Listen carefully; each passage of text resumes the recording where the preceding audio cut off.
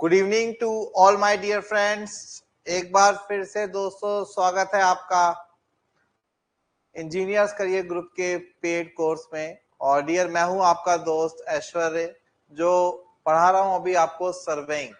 तो चलिए डियर अब बिना वक्त जाया किए हुए बात करते हैं। मैं जल्दी से क्विक रिवीजन आपको दे रहा हूं डियर। तो सर्वेइंग हम लोगों ने देखा था कि कोई भी प्रोजेक्ट स्टार्ट करने से पहले हमें सर्वेइंग करना होता है। It is basically the art of determining the relative position of points on और अबव और below the earth surface. Okay, इसको हम लोग कई बार मेजरमेंट्स को हम डायरेक्ट निकालते हैं, कई बार इनडायरेक्ट निकालते हैं। डायरेक्ट और इनडायरेक्ट के कुछ एग्जांपल्स मैंने आपको कल दिए थे डियर।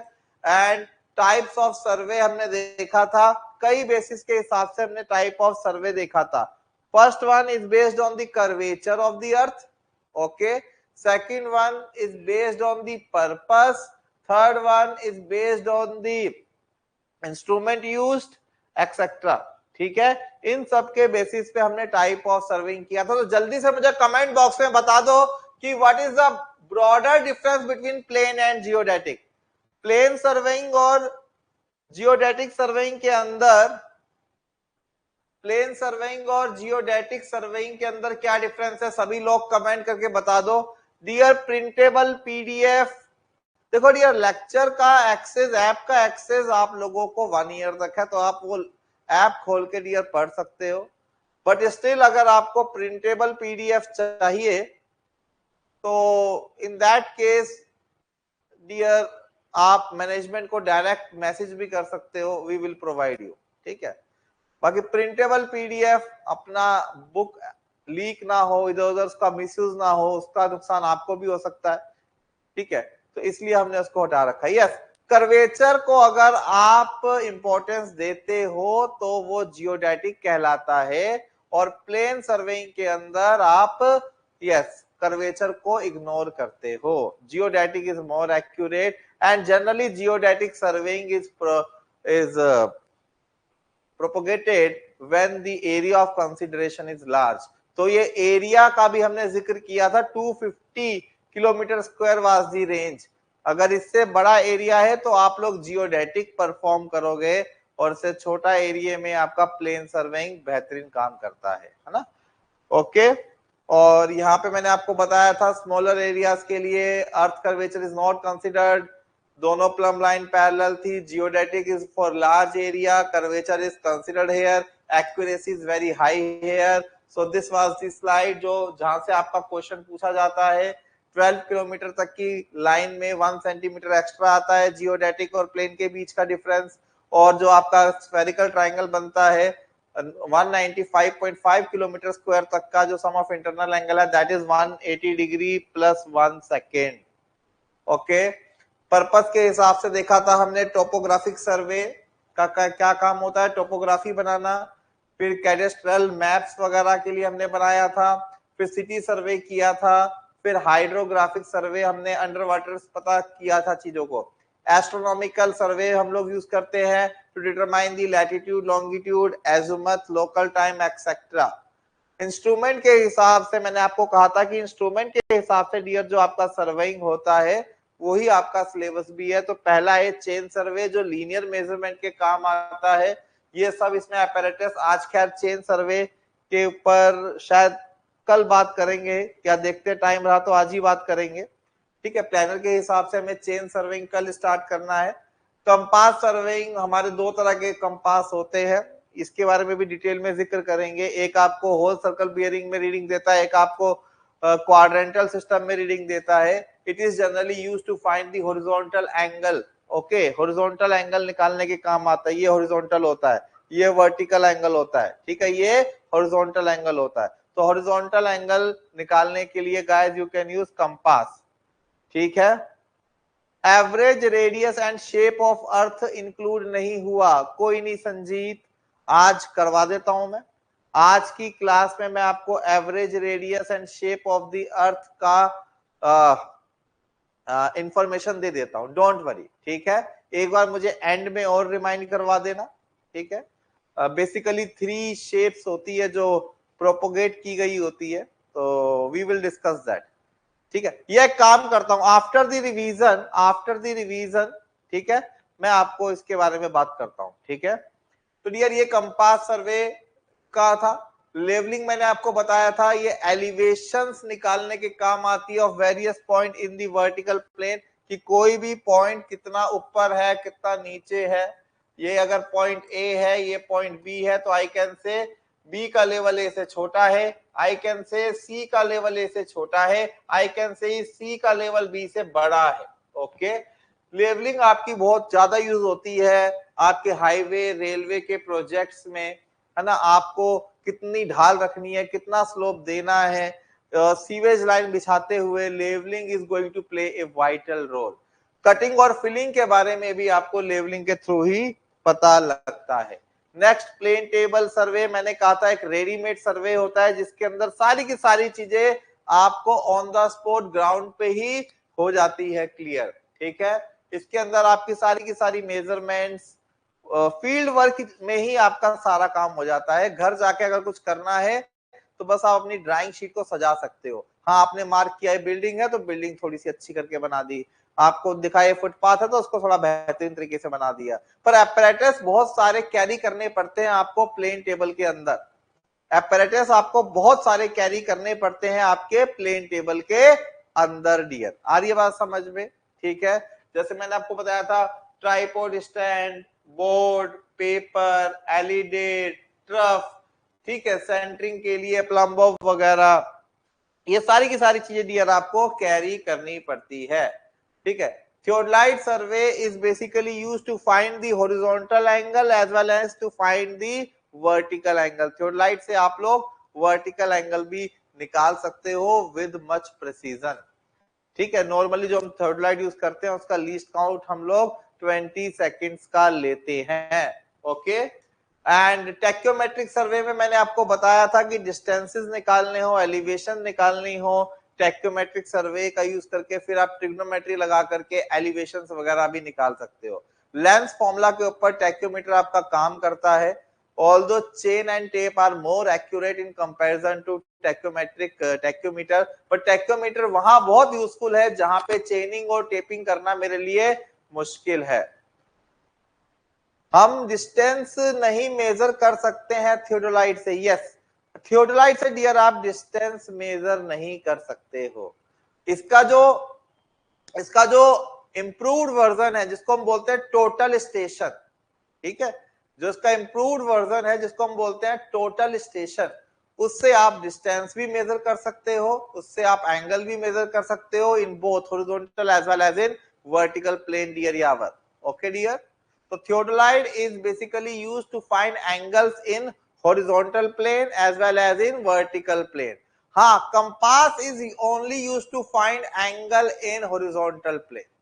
ओके डियर, टैक्योमीटर से कर सकते हैं हाँ, tacheometer is basically used to calculate horizontal distance, Ahmad, है ना, वो है ना, आप पढ़ते हो D is equal to K S plus C, तो S is staff intercept, K is multiplicative constant, C is additive constant, तो यहां से आप लोग D निकाल सकते हो, हॉरिजॉन्टल भी। इनफैक्ट टैक्योमीटर से आप लोग इंक्लाइंड भी निकाल सकते हो। अगर आपको एंगल ऑफ एलिवेशन या एंगल ऑफ डिप्रेशन पता है तो आप इंक्लाइंड डिस्टेंस भी निकाल सकते हो, एलिवेशन भी निकाल सकते हो by the mean of tacheometers. Okay dear, चलिए आगे बढ़ते हैं। डोंट वरी, जब ये चैप्टर्स हम डिटेल में पढ़ेंगे तो अच्छे से ये सब चीजें डिस्कस करेंगे डियर।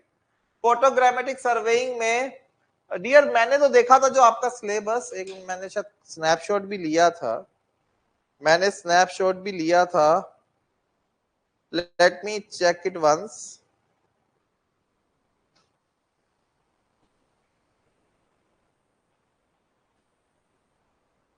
कल कोई कह रहा था कि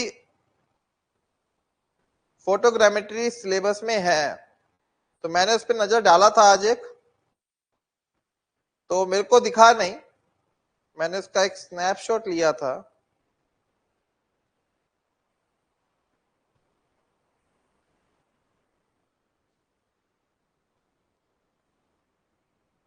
मैं आपको पूरा सिलेबस पढ़ के, एक्चुअली जब मैंने प्लानर बनाया था ना, ये जब मैंने प्लानर बनाया था तो मैंने सिलेबस को सामने रखते ही बनाया था।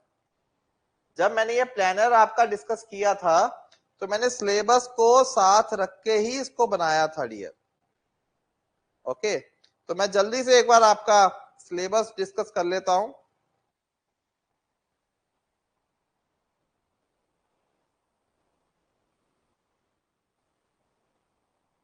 Yes, it is not there.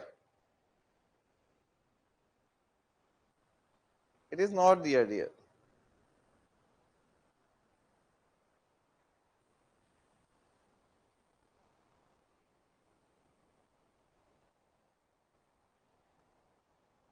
ठीक है।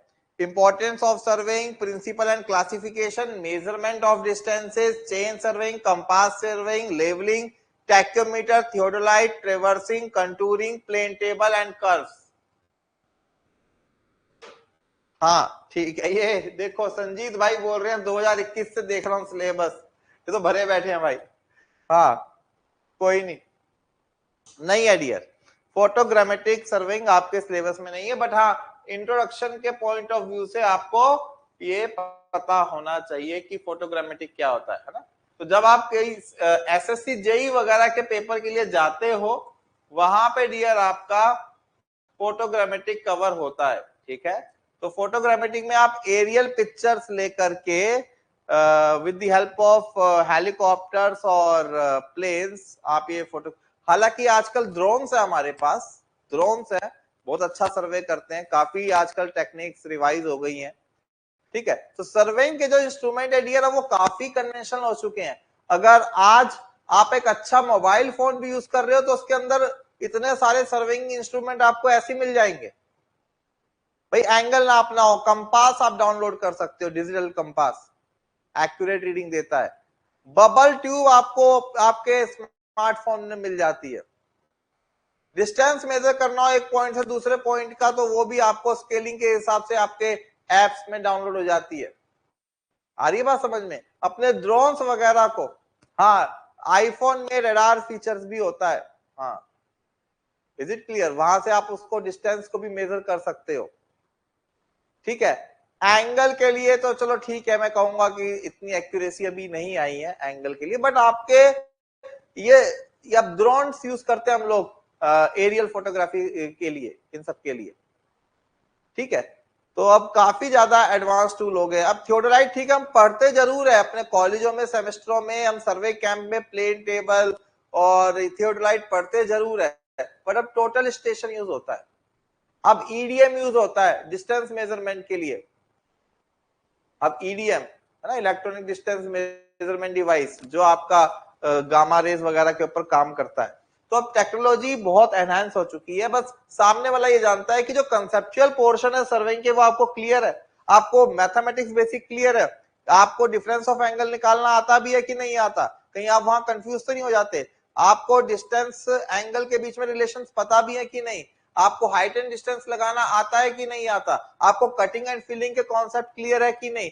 बस ये सब चीजें डियर आपसे वो पूछता है एग्जाम के अंदर। प्लेन टेबल में कितने तरीकों से आप लोग अपने नक्शे बना सकते हो, ये सब चीजें डियर आपसे पूछा जाता है इन दिस सब्जेक्ट।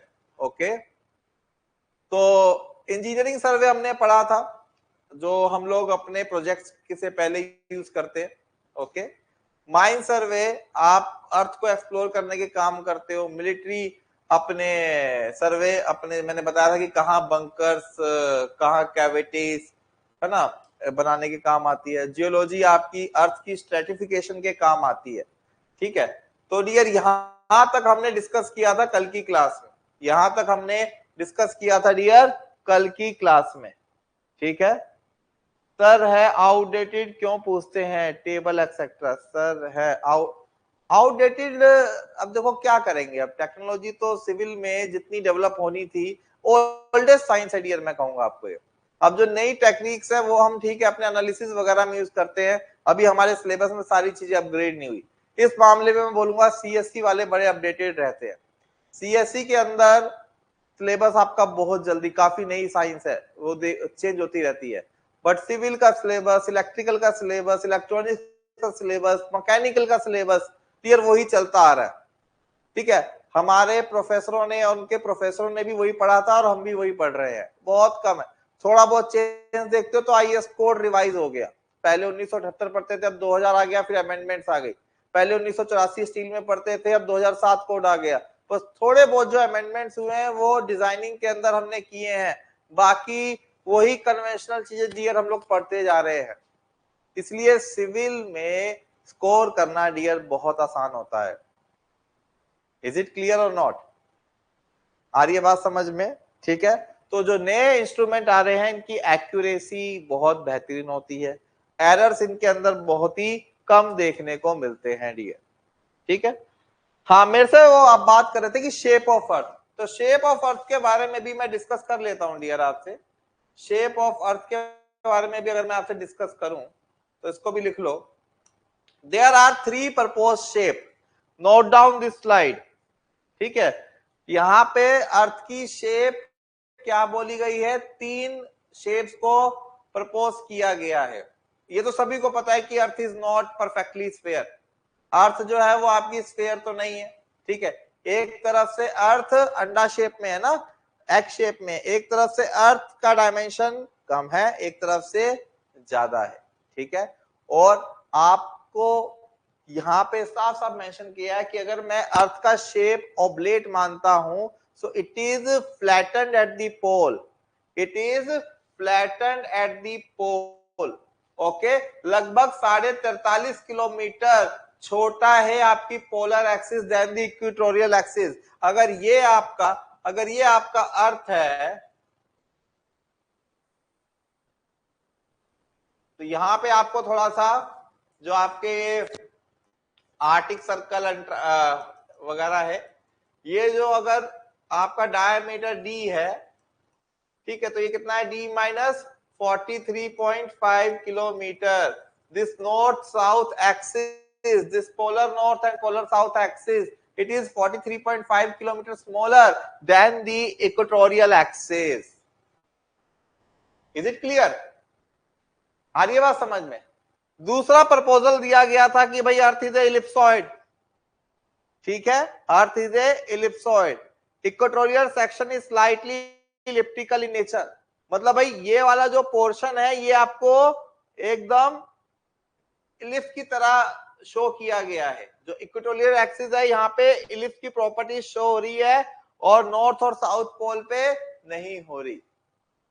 फिर तीसरा है कि भाई अर्थ में देखा गया है कि यार ये जो 2 हेमिस्फीयर है ना, ये नॉर्दर्न हेमिस्फीयर या साउदर्न हेमिस्फीयर, ये भी बराबर के नहीं है। तो अर्थ का एक शेप और आया, दैट इज ओवलॉइड। ओवलॉइड में देखा गया डियर कि जो आपका निचला हिस्सा है, जो आपका ये साउदर्न हिस्सा है डियर, ये वाला हिस्सा बड़ा है। कौन सा वाला हिस्सा बोल रहा हूं मैं, जो आपका ये वाला हिस्सा है, this is actually greater than that of northern portion. ये वाला हिस्सा डियर आपका नॉर्दर्न पोर्शन से ज्यादा बड़ा है। आ रही है बात समझ में? सो इट इज स्लाइटली लार्जर। तो ये 3 शेप प्रपोज की गई है डियर। Is it clear? ये 3 शेप्स प्रपोज की गई है। ठीक है, coming on to the diameter और रेडियस। रेडियस आप बताइए कमेंट बॉक्स में कितना होता है, रेडियस बताइए कितना होगा डियर एवरीबॉडी। अर्थ का रेडियस कितना लोगे? 6400 किलोमीटर मत बोलना। अर्थ का रेडियस कितना लोगे डियर एवरीबॉडी? जल्दी से कमेंट पढ़ रहा हूं मैं।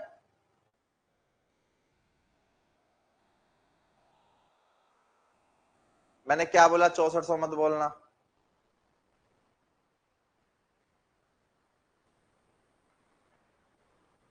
6, हाँ विशाल, विशाल इज राइट, 6370 या 6378 है ना। तो जो एवरेज रेडियस जो कंसिडर किया गया है, ये 6400 हम लोग पढ़ते थे ग्रेविटेशन चैप्टर में, जो हम क्लास आई थिंक 9th और 11th में पढ़ते हैं, ग्रेविटेशनल फोर्सेस नाम का जो चैप्टर है, वहां पे 6400 किलोमीटर पढ़ते हैं। बट सर्वे के अंदर अब थोड़ा सा और एक्यूरेसी, 6370 या 6378 किलोमीटर। ठीक है, लगभग दे रखा होता है आपको। 6378 is more preferred, 6378 is more preferred. 6378 Sanjeet ठीक है, ठीक है, बट 6370 भी सही माना जाता है, 71 भी माना जाता है, 78 भी सही माना जाता है। ठीक है, क्लियर है? तो शेप्स में कोई डाउट? शेप्स में कोई डाउट डियर? शेप्स में कोई डाउट डियर?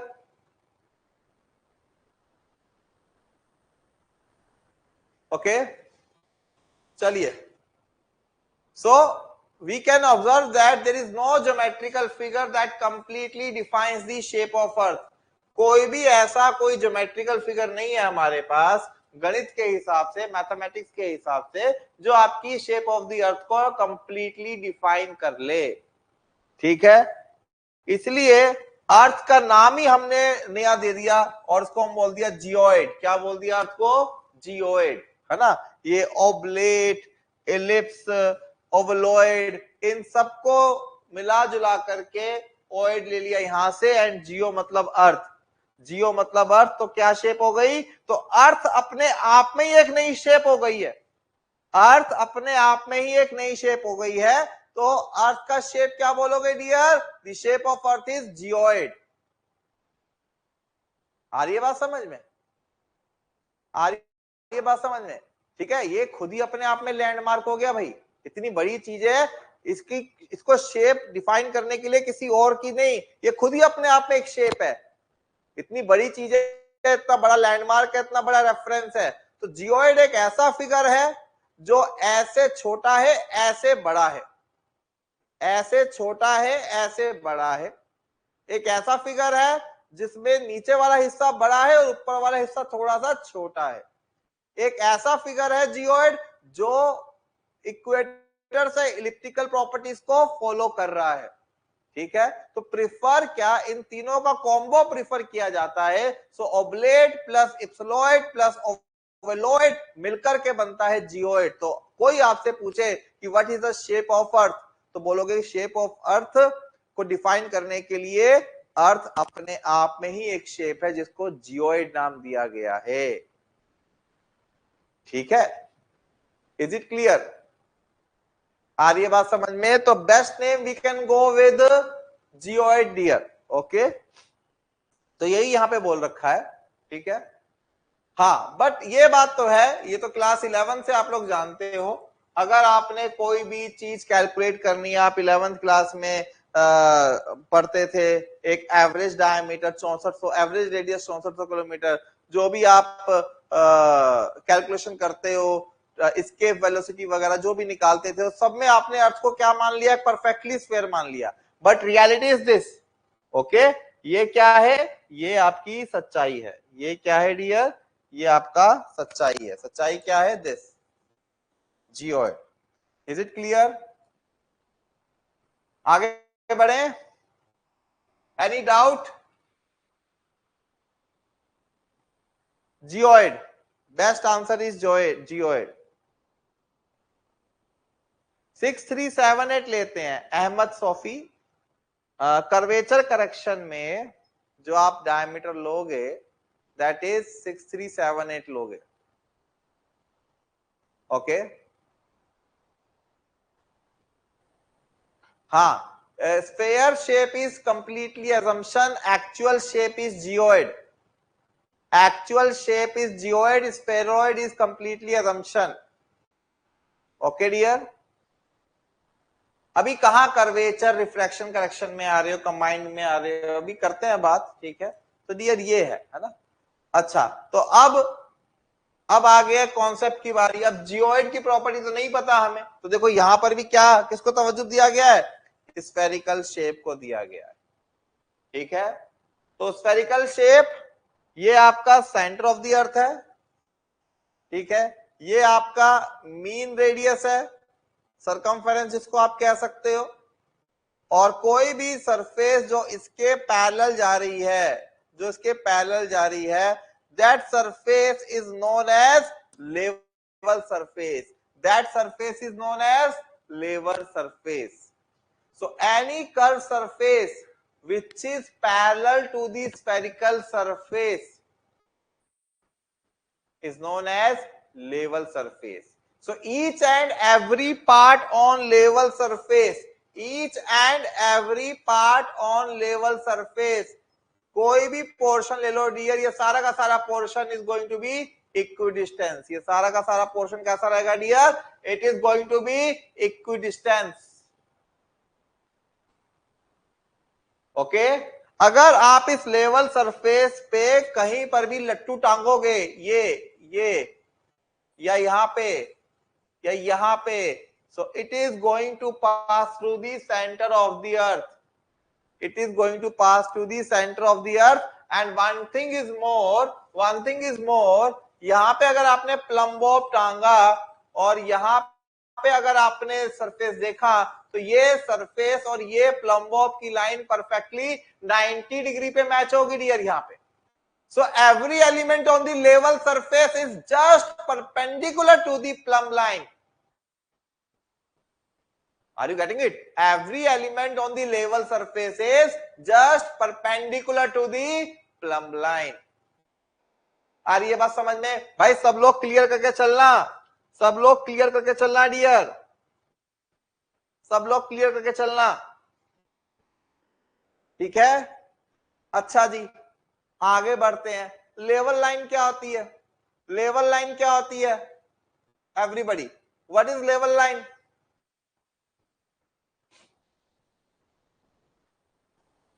लेवल सरफेस पे कोई भी एक लाइन ले लो, लेवल सरफेस पे कोई भी एक लाइन ले लो, that is known as level line, ठीक है? That is known as level line, ठीक है? जैसे मान लीजिए कि आपके पास एक फुटबॉल है, फुटबॉल पे की सरफेस पे कोई भी एक लाइन ड्रॉ कर लो, तो सबका level with respect to centre of the football is same, that is equidistance. Okay, क्या लिख रहे हो? Parallel to level surface. Level line is the line on the level surface.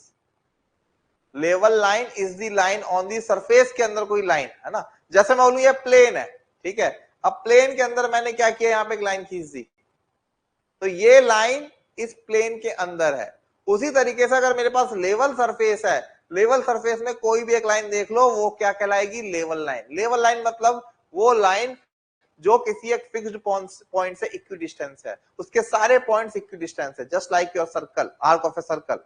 Yes, exactly Priyanka, it is a line on the level surface. Good, चलिए dear, horizontal plane क्या होता है? Horizontal plane क्या होता है? ये आई थिंक वो है जो विशाल भाई बोल रहे थे।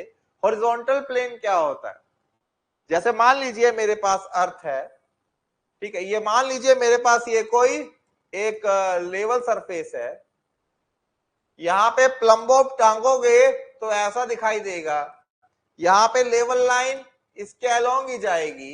बट अगर मैं कोई प्लेन ऐसा लूं, यहां पे अगर मैं कोई प्लेन ऐसा लूं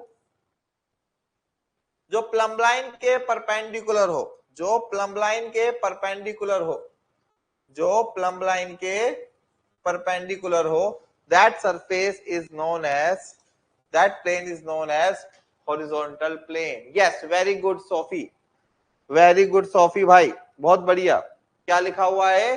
It is a tangential plane at any point on the earth surface which is actually perpendicular to the plumb line.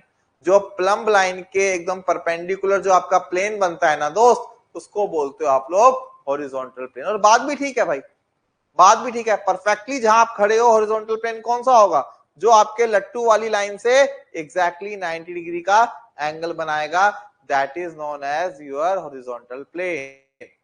Okay, चलिए डियर आगे बढ़ लेते हैं। ग्रेट सर्कल मैंने आपको बताया था कि ये क्या है, ये इमेजिनरी सर्कल है जो आपके सेंटर ऑफ अर्थ से पास होता है। जैसे ये अर्थ है ना आपकी, ये अर्थ है, तो यहाँ पे जो ये सर्कल बनेगा, यहाँ पे जो ये सर्कल बनेगा, ये ग्रेट सर्कल कहलाएगा, ठीक है? यहाँ पे मान लो ये सर्कल जो बनेगा, ये ग्रेट सर्कल कहलाएगा, ठीक है? मान लो यहाँ पे जो ये सर्कल बनेगा, ये ग्रेट सर्कल कहलाएगा। मान लो यहाँ पे ये जो सर्कल बनेगा, ये अगेन ग्रेट सर्कल कहलाएगा। क्यों? क्योंकि ये सारे के सारे सर्कल अर्थ के सेंटर से पास हो रहे हैं। All these circles are great circles, all these circles are great circle. अगर कोई भी सर्कल अर्थ के सेंटर से पास नहीं होकर के कहीं और से पास हो रहा है, तो उसको हम बोलेंगे स्मॉल सर्कल। क्या बोलेंगे उसको? Small circle. इस बात को रिजेंबल कर सकते हो आप 2D में सर्कल, डायमीटर और कोड से। अगर एक सर्कल अर्थ है तो डायमीटर उसका रिप्रेजेंट कर रहा है ग्रेट सर्कल को, और कोई भी कोड, कोड समझते ना जीवा, कोई भी कोड जो है वो आपकी रिप्रेजेंट कर रही है स्मॉल सर्कल को। ठीक है सर, अगर क्वेश्चन में दो ऑप्शंस होंगे, plumb line is perpendicular to level surface, okay, और हॉरिजॉन्टल सरफेस, सर आंसर क्या लिखेंगे? डियर दोनों ही आंसर ठीक है, बट अगर दो में से एक ऐसे में चुनना हो तो मुझे लगता नहीं कि ऐसा क्वेश्चन पूछेगा, बट अगर ऐसा चुनना हो तो आप MTA होना चाहिए, क्वेश्चन मार्क्स 2 होना चाहिए, और बट अगर कसम ही खा रखी है कोई एक चुनना है तो आप फिर लेवल सरफेस कर लीजिए। इसमें बेनिफिट ऑफ डाउट ये दे देंगे कि हॉरिजॉन्टल सरफेस हो सकता है कि कहीं और बन रही हो, बट लेवल सरफेस में each and everywhere plumb line is going to remain perpendicular. Okay dear, but ऐसा क्वेश्चन पूछेगा। क्लियर है डियर? Any doubt? अरे कहां चले गए हो, क्या कर रहे हो, जगे हुए हो, सो तो नहीं रहे हो एवरीबॉडी? ठीक है, आगे बढ़े क्या? ना जैसे सर्कल है आपके पास डियर, अगर मैं कहूं ये आपके पास सर्कल है, ये सर्कल है, तो ये क्या है? This is your code. Circle में ये क्या है डियर? ये कोड है। और ये क्या है dear? This is your diameter, this is your diameter. तो योर डायमीटर 3D में ग्रेट सर्कल, योर कोड सर्कुलर फॉर्म में स्मॉल सर्कल। जगह हो? ओके, चलिए डियर, ओके। तो स्फेरिकल ट्राइंगल के ऊपर बात करी थी, देखो आज इसका भी फिगर लेके आया हूं। जैसे ये अर्थ सरफेस है मेरे पास, जैसे अर्थ सरफेस है मेरे पास, मैंने कल आपको एग्जांपल दिया था, फुटबॉल में कोई भी 3 पॉइंट ले लेना, ये पॉइंट, ये पॉइंट, ये पॉइंट। तो इसके अलोंग जब आप इसको ट्राइंगल को बनाओगे तो कौन सा वाला ट्राइंगल बन रहा है? इसको बोलूंगा मैं स्फेरिकल ट्राइंगल। कौन सा ट्राइंगल बोलूंगा डियर? इसको मैं स्फेरिकल ट्राइंगल बोलूंगा। ठीक है, ये स्फेरिकल ट्राइंगल है। ये क्या है डियर? स्फेरिकल ट्राइंगल है। आप देख सकते हो, it is the triangle bounded between 3 great circle. एक इक्वेटोरियल एक्सिस है और 2 ये पोलर एक्सिस हैं। इन तीनों में से जो ये आपका एरिया बाउंड हुआ है ट्राइंगल जो आपको बना है, इसको बोलते हो डियर स्फेयर पे बनने वाला triangle, and it is known as spherical triangle. Clear है? ठीक है, और बाकी मैंने आपको बता दिया था स्फेरिकल ट्राइंगल में 195.5 किलोमीटर स्क्वायर पे 1 सेकंड का डिफरेंस एक्स्ट्रा आता है। अगर normal sum of angle 180 degree है तो यहाँ पे sum of angle 180 degree 1 second होता है। ओके, तो लिखा हुआ है each side of this is spherical angle जो है आपका इतना डिफरेंस आएगा 195.5 पे। ओके, अच्छा ये वाला क्वेश्चन कल हमने कर लिया था। अब बताइए dear, what is the principle of surveying? किसी ने लिखा भी था कि it is work from whole to part, मतलब बाहर से आना है आपको अंदर की तरफ। ठीक है, बस ज्यादा हाई एक्यूरेसी से आपको अंदर की तरफ जाना है। डियर कभी भी जब आप सर्वे करते हो ना, तो सर्वे करने से पहले सबसे पहले आपको डियर कुछ ऐसे पॉइंट्स सिलेक्ट करने पड़ते हैं जिसपे आपको बहुत ज्यादा भरोसा करना पड़ेगा। और अगर उन पॉइंट्स के ऊपर आपको बहुत ज्यादा भरोसा करना है तो इसका मतलब उनकी जो लोकेशन है, उनकी जो मेजरमेंट हुई होगी वो बहुत ज्यादा एक्यूरेसी से होनी चाहिए। आ रही है बात समझ में? उनकी जो एक्यूरेसी होनी चाहिए डियर वो बहुत ज्यादा होनी चाहिए। ऐसे पॉइंट्स को बोलते हैं हम लोग कंट्रोल पॉइंट। तो कंट्रोल पॉइंट जब हम सिलेक्ट करते हैं तो बहुत ज्यादा प्रिसीजन लेके हम लोग ये काम करते हैं। आपने देखा भी होगा कि जब आप किसी सिटी में सर्वे कर रहे होते हो तो कुछ पॉइंट्स ऐसे होते हैं जो वहां की गवर्नमेंट बॉडी PWD वगैरह ने लोकेट किए होते हैं। आ रही है बात समझ में? जैसे आपने देखा होगा रेलवे स्टेशन पे आपको एलिवेशन लिखा हुआ होता है, रेलवे स्टेशन पर आपको एलिवेशन लिखा हुआ दिखाई देता है, आपको लगता है उसकी कैलकुलेशन में कोई हल्की सी भी गलती रही होगी? That is highly accurate.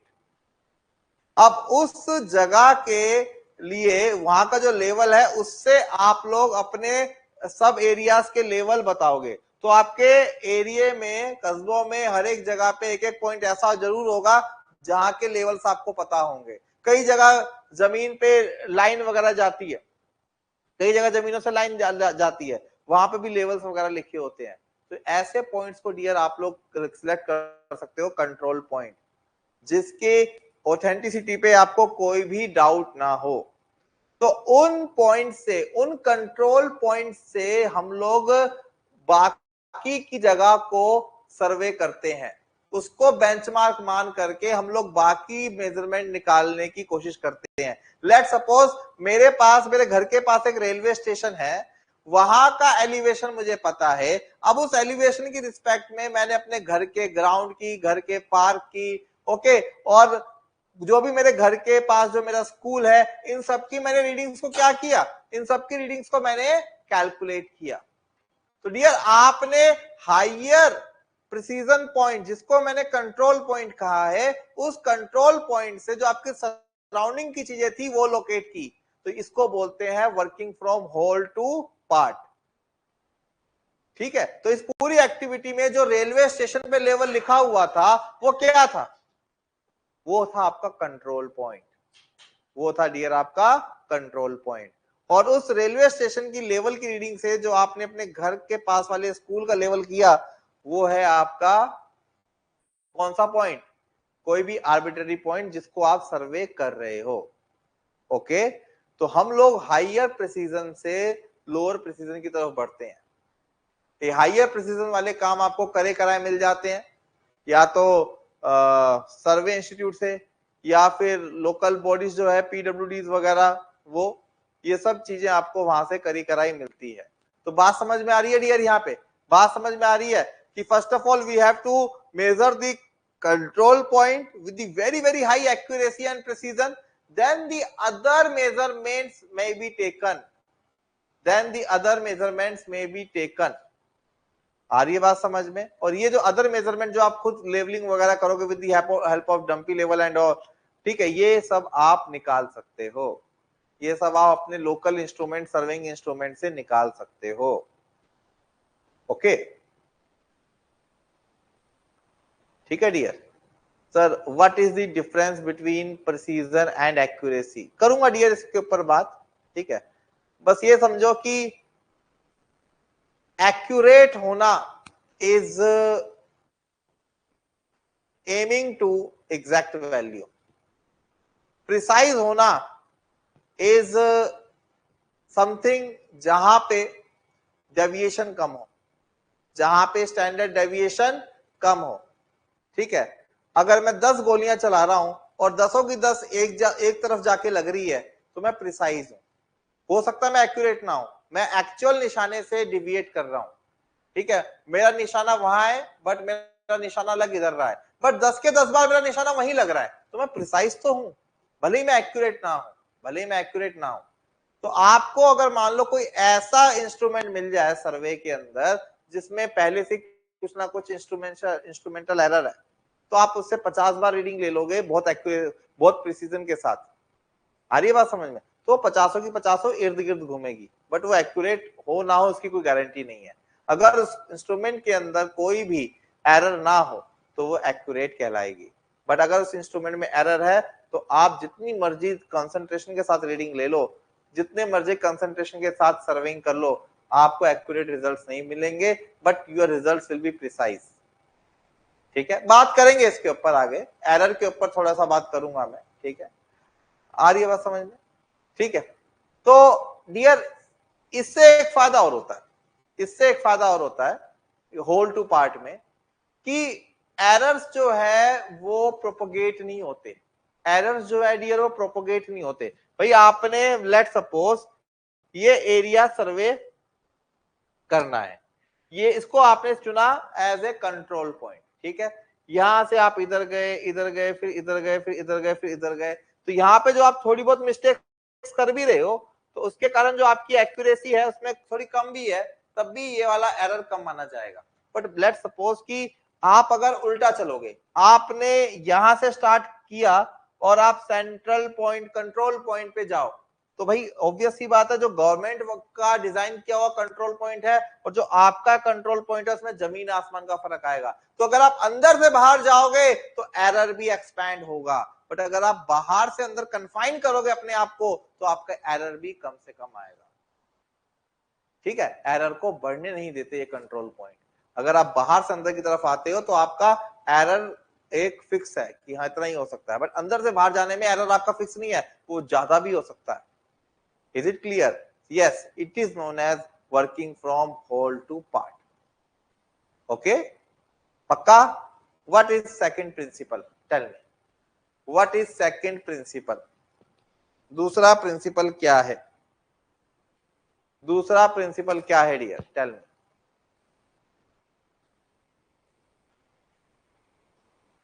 What is second principle?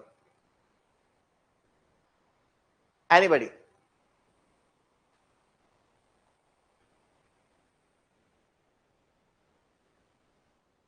Yes, very good. Second principle भी हम गणित में कब से यूज करते आ रहे हैं यार, कि दो की मदद से तीसरा निकालो, दो लेंथ पता है तीसरी लेंथ निकालो, दो एंगल पता है तीसरा निकालो, एक एंगल एक लेंथ पता है तो अगला पॉइंट को डिटरमाइन करो। So locate the third point with respect to standard reference point. आ रही है बात समझ में? जैसे आपको यहां देखो आर को लोकेट करना है, ठीक है, आर आपका कोई मान लो इंपॉर्टेंट पॉइंट था जिसको आपने लोकेट करना है अपने नक्शे में, तो आपने पी से इसकी दूरी ले ली, आपने क्यू से इसकी दूरी ले ली, ठीक है, ये नोट कर लिया आपने ए मीटर, ये नोट कर लिया आपने बी मीटर, आपने एक बंदे को यहां भेजा, एक बंदे को यहां भेजा, और आपने ए मीटर की दूरी यहां से ली, बी की यहां से ली, दोनों जहां पे कटेंगे आपका आर पॉइंट स्टैब्लिश हो गया। या अगर आपको एक एंगल दे दिया जाए, अगर आपको एंगल दे दिया जाए तो ऑफसेट की मदद से भी काम कर सकते हो, एक डिस्टेंस एक एंगल से भी वो काम हो सकता है। भाई अगर आपको बोल दिया जाए आर पॉइंट का डिस्टेंस ये है, देखो ना, अगर मैं आपको बोलूं कि मेरे पास ये लाइन है ए बी और बी से एक पॉइंट है 15 मीटर पे, तो भाई 15 मीटर पे एक पॉइंट ये भी हो सकता है, 15 मीटर पे पॉइंट ये भी हो सकता है, 15 मीटर पे पॉइंट ये भी हो सकता है। अब मैं बोलूं यार जो पॉइंट 15 मीटर पे है वो ए से 20 मीटर पे है, तो ए से 20 मीटर पे कौन सा पॉइंट आएगा भाई? ये वाला आएगा। तो अब आपका जो एक्चुअल पॉइंट है ये है। एक तरीका ये हो गया लोकेट करने का। दूसरा तरीका क्या हो सकता था आपका लोकेट करने का, कि भाई ये आपके पास ए बी है, आपने बोला कि जो आपका पॉइंट है वो बी से 80 डिग्री पे या 70 डिग्री पे है और 15 मीटर है, तो यहां पे आपने बोला 70 डिग्री 15 मीटर, तो आपके पास क्या आ गया? पॉइंट लोकेट हो गया। आ रही है बात समझ में? ठीक है। और तीसरा क्या है, अगर आप दो लोकेशन से एंगल्स बता दोगे कि भाई यहां से अल्फा यहां से बीटा, तब भी जहां पे लाइनें इंटरसेक्ट करेंगी, तब भी लाइनें जहां पे इंटरसेक्ट करेंगी वो पॉइंट क्या कहलाएगा डियर आपका? वो वाला पॉइंट आपका क्या कहलाएगा? ऑब्टेन्ड पॉइंट कहलाएगा। ठीक है, या आपको कहीं से लेंथ पता है या कहीं से एंगल पता है, तब भी आप अपना पॉइंट क्या कर लोगे डियर? लोकेट कर लोगे। बोलो क्लियर है कि नहीं? यस और no? So if you are able to interpret a information with the help of some reference information, then you can locate a point with respect to given references. This is the second principle of your surveying. Is it clear to everyone? Is it clear to everyone? बोल के चलना। कोई doubt किसी को यहां तक? कोई doubt किसी को यहां तक? एवरीबॉडी? यस। मिलन, मिलन एक मिनट रुक जाओ यार, स्पीकर ऑफ है, let me on the speaker. हाँ बोलिए मिलन।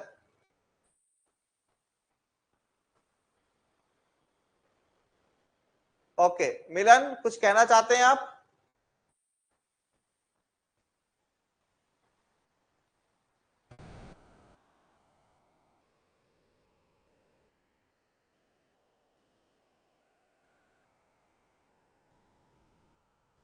आपने हैंड रेस किया था, एनी डाउट टू एनीवन? अच्छा, हम लोग क्या करते हैं, ये दो प्रिंसिपल पढ़ के आगे बढ़ते हैं, पर इसके अलावा भी कई ध्यान देने वाली बातें होती है। ओके, इसके अलावा भी कई ध्यान देने वाली बात होती है, कोई छोटी छोटी बातें होती है जो हमें ध्यान रखनी होती है।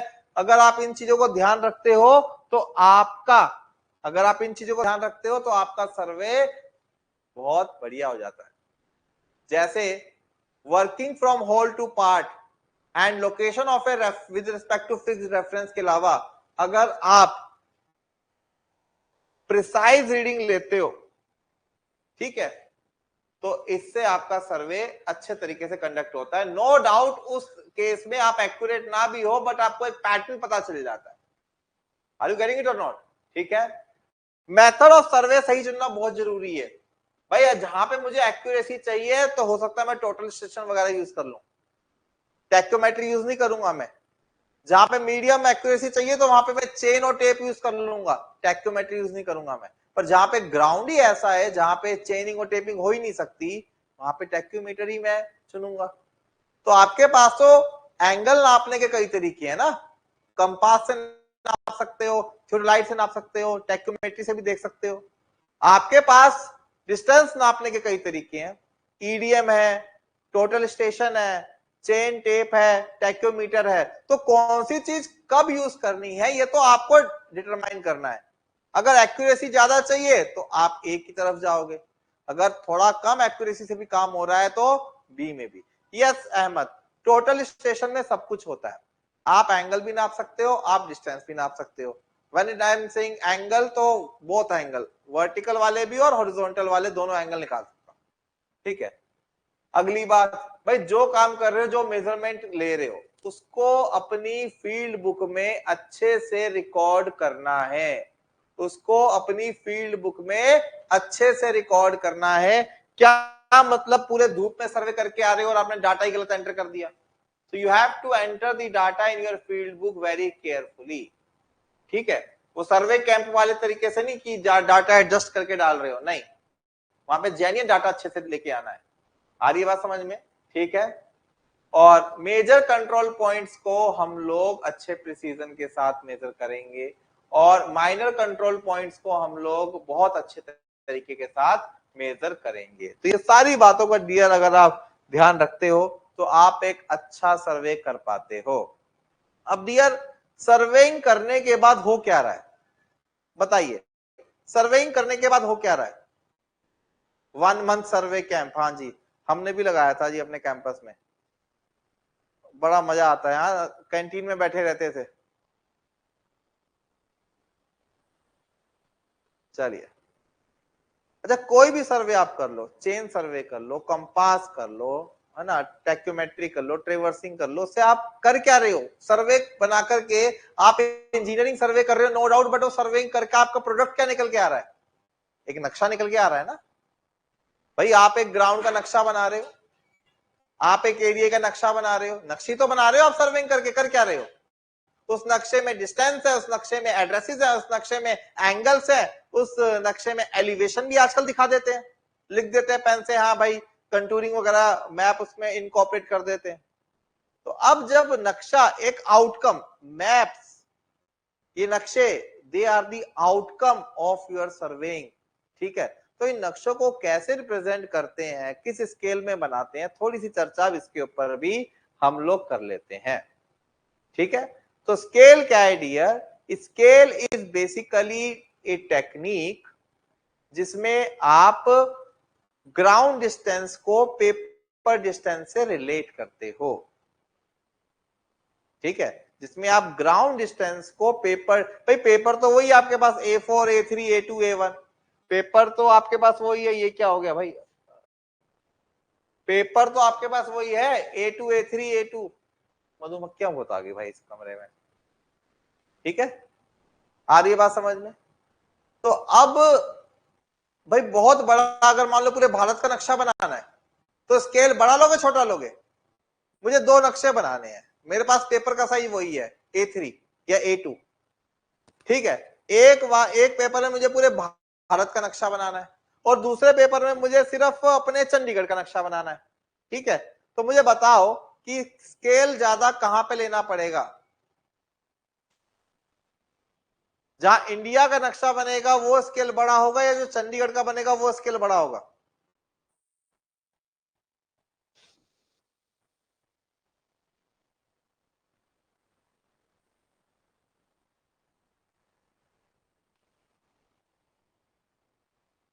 बड़ा बड़ा स्केल कहां लगेगा? इंडिया और Chandigarh. Yes, Priyanka is right. No Zahoor, you do not have to buy anything. कोई और बुक लेने की जरूरत नहीं है, हमारा मटेरियल सफिशिएंट रहेगा। यस, इंडिया के लिए स्मॉल स्केल लगेगा। भाई इंडिया का नक्शा बनाओगे तो 1 सेंटीमीटर को लगभग 100, 150, 200 किलोमीटर लोगे, है ना? 50 किलोमीटर लोगे। चंडीगढ़ का बनाओगे तो 1 सेंटीमीटर को आप कितना ले लोगे? 1 किलोमीटर, 10 किलोमीटर, दैट्स ऑल। ठीक है, तो यहां पे डियर अगर 1 centimetre is equal to 50 kilometre है और अगर 1 centimetre is equal to 100 kilometre है तो 1 centimetre is equal to 100 kilometre is a lower scale, क्योंकि यहां पे चीजें ज्यादा कंडेंस हो रही है, ज्यादा श्रिंक हो रही है, ज्यादा कॉम्प्रेस हो रही है। छोटा स्केल है। अगर चीजें कम कॉम्प्रेस हो गई, एक यहां से यहां लेके आ रहे हो, एक को यहां से यहां लेके आ रहे हो, तो ये वाला स्केल बड़ा है ना भाई, ये वाला स्केल बड़ा है। जूम्ड स्केल है ये, इसमें आप डिटेल्स और अच्छे से देख पा रहे हो। बड़ा स्केल हमेशा ध्यान रखना क्या होता है, जहां पे आप लोग चीजों को बड़ा बड़ा देख पाओ। और बड़ा बड़ा कब देख पाओगे? जब मेरा ग्राउंड डिस्टेंस और मैप डिस्टेंस का जो रेशियो होगा वो विद रिस्पेक्ट टू बड़े वाले छोटे वाले स्केल से बड़ा होगा। इंडिया वाले में मैं क्या कर रहा हूं, देखो ना, यहाँ पे एग्जांपल भी दे रखा है मैंने कि यहाँ पे 1 सेंटीमीटर 1 किलोमीटर या फिर 1 सेंटीमीटर 1 मीटर। कौन सा स्केल बड़ा है? कौन सा स्केल बड़ा है? ये वाला स्केल बड़ा है भाई, क्योंकि यहाँ पे चीजें आपको क्या मिलेंगी? जूम होके मिलेंगी, बड़ी बड़ी दिखाई देंगी। और इस वाले नक्शे में आपको चीजें छोटी छोटी दिखाई देंगी। आ रही है बात समझ में? तो सिंपल सी बात है, एक पेपर पे भारत का नक्शा बना लो, एक में चंडीगढ़ का बना लो, जम्मू का बना लो। तो जम्मू वाला नक्शा आपका ज्यादा जूम वाला बनेगा क्योंकि उसका स्केल बड़ा है। और उसी पेपर पे अगर भारत का नक्शा बनाओगे तो वो स्केल डियर क्या कहलाएगा? छोटा कहलाएगा। आ रही है बात समझ में? Is it clear to all? So scale is basically defined as the ratio of distances. Map distance versus actual distance versus ground distance is known as scale. तो क्या है scale? Map distance versus ground distance को क्या बोलोगे dear आप? Scale बोलोगे। अगर मैं बोल रहा हूं 1 centimetre is equal to 1 kilometre, मतलब ग्राउंड का 1 किलोमीटर पेपर का 1 सेंटीमीटर है। अगर मैं बोल रहा हूं भैया 1 centimetre is equal to 1 metre, मतलब ग्राउंड पे 1 मीटर पेपर का 1 सेंटीमीटर है, तो ऑब्वियसली ये वाली चीज बड़ी होगी। कंफ्यूजन होती है इसके अंदर, अभी क्लियर कर लो। कोई डाउट किसी को? कोई भी डाउट किसी को डियर? अहमद, सादिया, प्रियंका, यावर, एवरीबडी। अटेंडेंस कितनी है भाई आपकी? अभी भी नहीं आया सारे। दर्शप्रीत, यावर, सादिया, प्रियंका, संजीत, विशाल, अहमद, सोफी, जहूर, मिलन। ओके, हाँ काफी है बट कम है। जितने लोगों ने एनरोल किया है वो सारे नहीं आ रहे क्लास लगाने। ओके चलिए डियर, आगे बढ़े क्या? आगे बढ़े तो स्केल समझ में आया भैया? स्केल क्या है? मैप का दूरी अपॉन ग्राउंड की दूरी। बड़ा स्केल क्या होता है? जो चीजों को कंडेंस कर कम कंडेंस करके दिखाए, जूम प्लान। छोटा जिसमें काफी ज्यादा चीजें श्रिंक हो गई, that is known as small scale. Okay, अच्छा जी, अब ये स्केल को रिप्रेजेंट करने के कुछ तरीके होते हैं डियर। स्केल को रिप्रेजेंट करने के कुछ तरीके होते हैं। एक होता है हमारा इंजीनियरिंग वाला स्टाइल, एक होता है हमारा आरएफ वाला स्टाइल। अभी मैंने आपको बताया, हाँ मुझे पता है they are watching recorded, but what is the benefit of taking these course if you are not attending them live dear? Live लगाओगे तो आपको भी मजा आएगा, हमें भी मजा आएगा। जो कितना अच्छा डिस्कशन हो रहा है लाइव के बीच में। डाउट तो आधे आपस में क्लियर हो रहे हैं एक दूसरे से बात करके, है ना।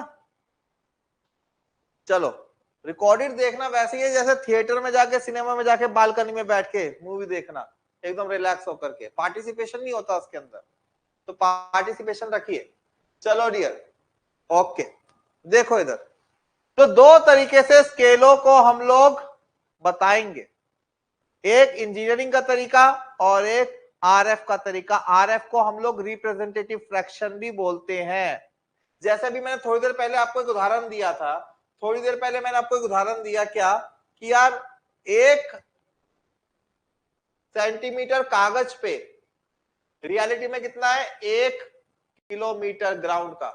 तो ये वह है कौन सा रिप्रेजेंटेशन, इसको बोलूंगा मैं इंजीनियरिंग स्केल। क्या बोलूंगा, इंजीनियरिंग स्केल। याद है इंजीनियरिंग ड्राइंग के लेक्चर में जब आप लोग अपनी A3 शीट को काला करते थे तो आपके प्रोफेसर बोलते थे कि सबसे पहले क्या करो, स्केल मेंशन करो, करते थे कि नहीं करते थे? ठीक है, अब एक तरीका और भी होता है, इसको फ्रैक्शन में ले आओ। अब यहां देखो, फ्रैक्शन में इसको लेके आओगे तो ये है 1 सेंटीमीटर। अब 1 किलोमीटर में कितने मीटर भैया, 1000 मीटर। अब 1 मीटर में कितने मीटर भैया, 100 सेंटीमीटर। कितने सेंटीमीटर, 100 सेंटीमीटर। तो 1 सेंटीमीटर किसके बराबर हो गया, 1 2 3 4 5 सेंटीमीटर। तो सेंटीमीटर से सेंटीमीटर हटा दो तो क्या फ्रैक्शन बना यहाँ पे, एक में 1 2 3 4 5, मतलब 1 in 100,000, 1 in 100,000। तो डियर ये अगर आप ऐसा फ्रैक्शन बना रहे हो तो इसको आरएफ बोल रहा हूं, अगर आप ऐसे लिख रहे हो तो इसको इंजीनियरिंग स्केल बोल रहा हूं। मकसद दोनों का एक ही है डियर, दोनों से क्लियर हो गया ना। अगर आपको कोई बोले कि भाई 1 in 1 लाख, या आपको कोई बोले 1 सेंटीमीटर इक्वल टू 1 किलोमीटर, तो आपको समझ में आ जाना चाहिए कि हाँ भाई काफी छोटा स्केल है, काफी छोटा स्केल है। बहुत बड़ी बड़ी चीजों को, 1 किलोमीटर की चीज को मात्र 1 सेंटीमीटर में दिखा रहा हूं मैं, तो काफी सारी details are going to miss there. अगर यही 1 सेंटीमीटर 100 मीटर के बराबर होता है, 10 मीटर के बराबर होता, तो आपका नक्शा ज्यादा अच्छा उभर के आता, तो वो आपका बड़ा स्केल होता। Is it clear? Okay okay, चलिए, तो डियर ये है आपका स्केल का रिप्रेजेंटेशन। ठीक है, बाकी की चर्चा डियर कल करते हैं। थोड़ा सा टाइमिंग को लेकर के डिस्कशन कर लेते हैं कि टाइमिंग आपका क्या रखे।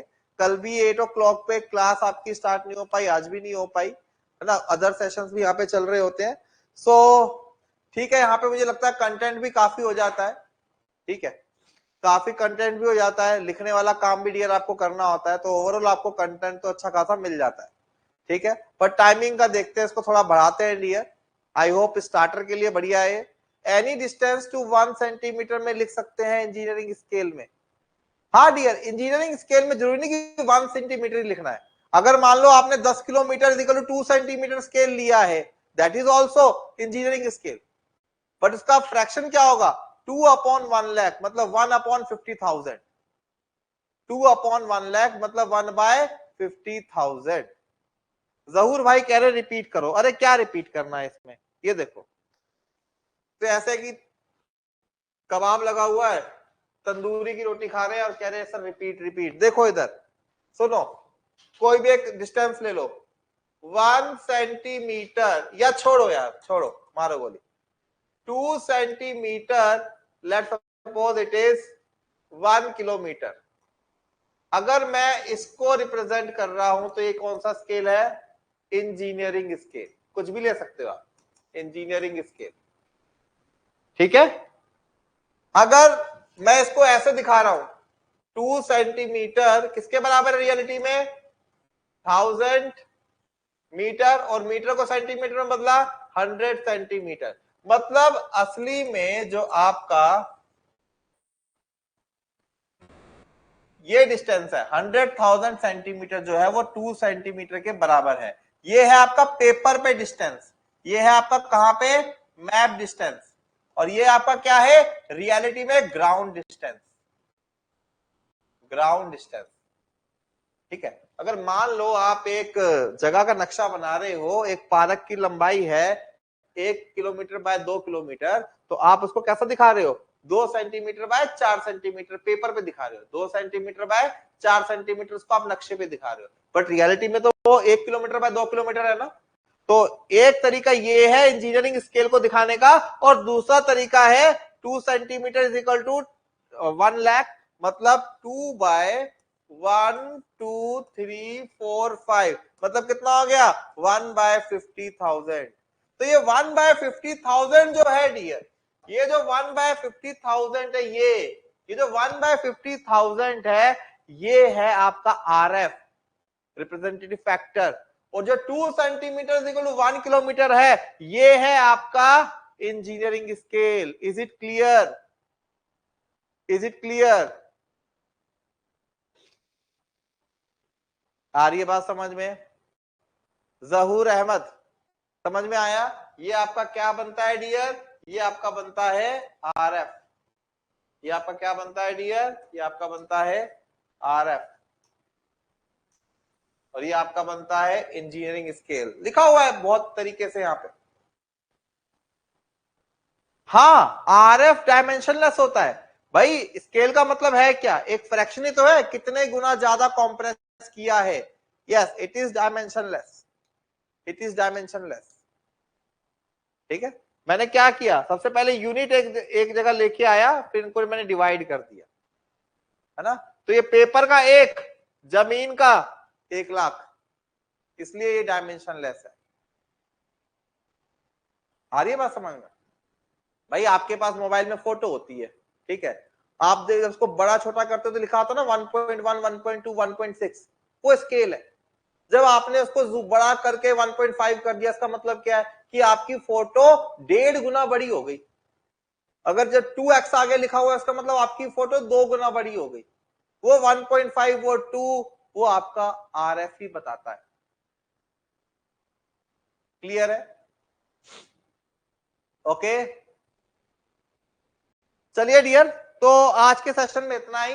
नोट्स डियर मैं अभी कर दूंगा अपलोड, और कल बात करते हैं थोड़ी सी वर्नियर के ऊपर, स्केलिंग के ऊपर, वर्नियर के ऊपर कल बात करते हैं, और कल स्टार्ट करेंगे अपना पहला चैप्टर चेन सर्वेइंग। सर्वेइंग का पहला चैप्टर देखा जाए तो, ठीक है। हाँ, टाइम डियर बढ़ा देते हैं, टाइम डियर थोड़ा सा ज्यादा करेंगे, ऑब्वियसली करेंगे, ठीक है।